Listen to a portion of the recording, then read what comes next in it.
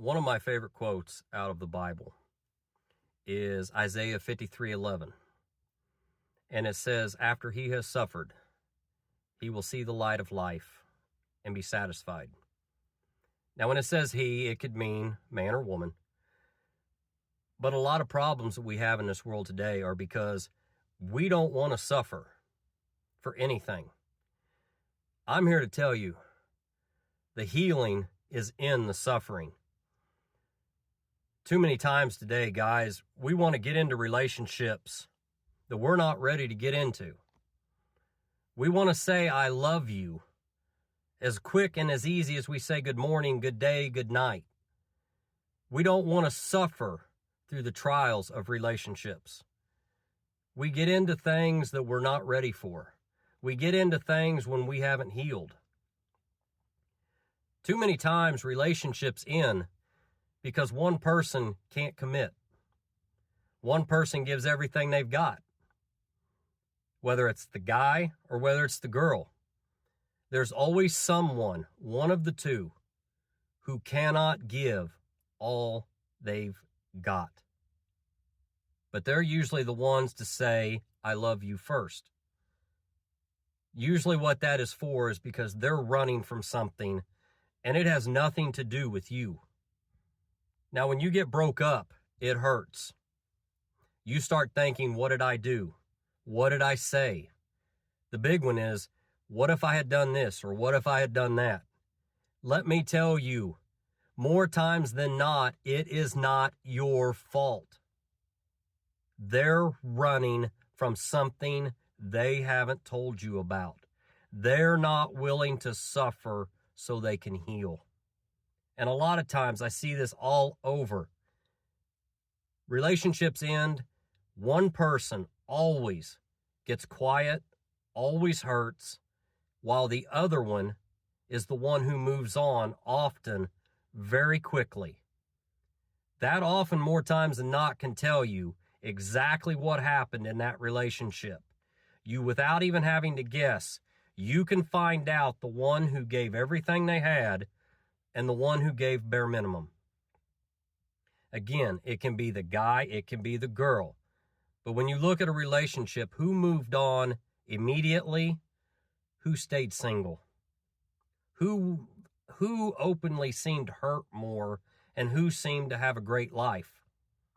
Usually, the one who's hurting is the one who's willing to suffer, the one who's willing to heal. When we move on and we act like it doesn't matter, it's because we can't take the time to actually suffer so we can heal. We have to move on to the next guy. We have to move on to the next girl because we have to outrun our own healing. Does that mean people are bad? More times than not, no. Just because somebody breaks up with you doesn't mean they're a bad person. But it does mean if you gave it everything you got and they didn't really even say goodbye, they just moved on to something else, that tells you they're not healing. And guys, gals, you cannot have a relationship with someone who won't freaking heal.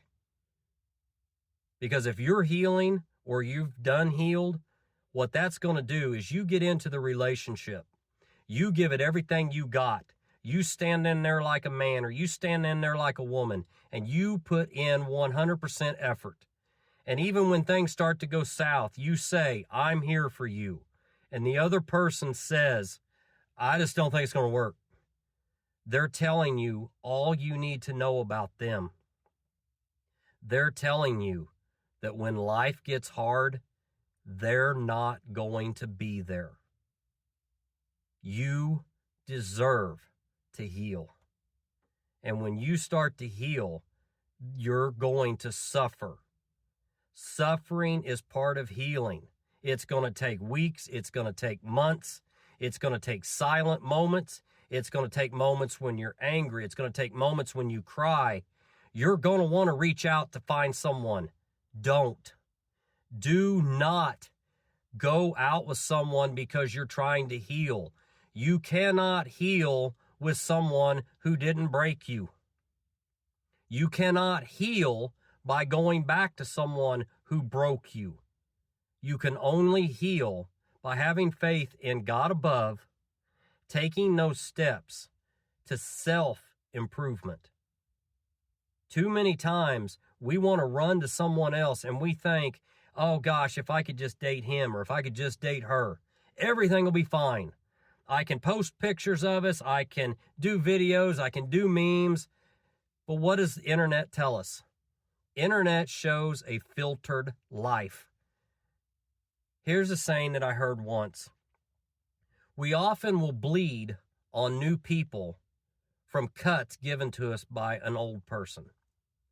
How many times have you seen somebody that got hurt, went into a new relationship, bled all over the new person, the relationship ended, then the new person ends up hurt or confused or lost? There's a saying I heard a couple days ago. Life is a lot like walking through the woods. If you come across the same tree twice, it means you're lost.